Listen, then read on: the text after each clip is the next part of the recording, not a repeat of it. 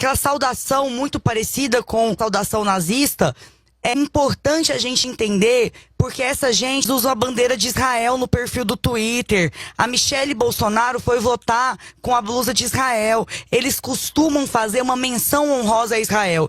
E eu quero dizer que isso não é um aceno aos judeus, aos israelitas, à comunidade judaica. Isso é um aceno a um cristianismo neopentecostal à brasileira que resolveu se identificar com Israel para dizer, eu sigo mais a Bíblia que os outros. Por quê? Porque a Bíblia diz que benditas são as nações que abençoarem Israel e malditas são as nações que amaldiçoarem Israel. Dentro de um contexto de Velho Testamento em que o povo de Israel era a nação eleita. O que aconteceu no Novo Testamento? O povo de Israel negou a Jesus, Jesus veio e instalou a sua igreja. Quem levou Jesus à cruz, na verdade, foram os judeus religiosos do seu tempo. Mas os apóstolos, e aí especialmente o apóstolo Paulo, ele dedicou todo o seu ministério justamente a dizer para os convertidos em Cristo que eles não precisavam mais guardar as ordenanças do judaísmo. Porque antes de Paulo se converter ao cristianismo,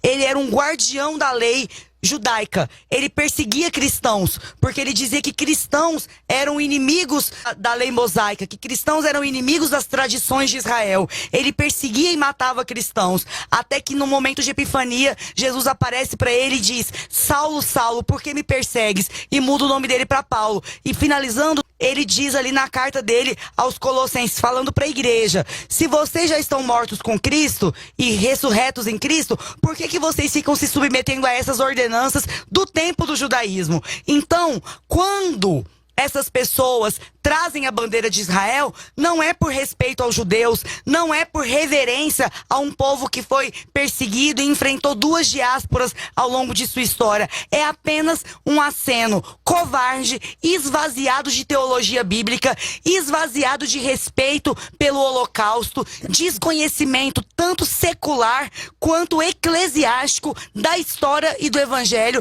Eles acenam para o que há de pior. É por isso que essas mesmas pessoas que têm bandeira de Israel no perfil não repudiam uma saudação nazista. Se realmente amassem Israel, se realmente quisessem abençoar Israel, eles próprios expurgariam do meio de si aqueles que fazem referência a um dos piores massacres da história da humanidade.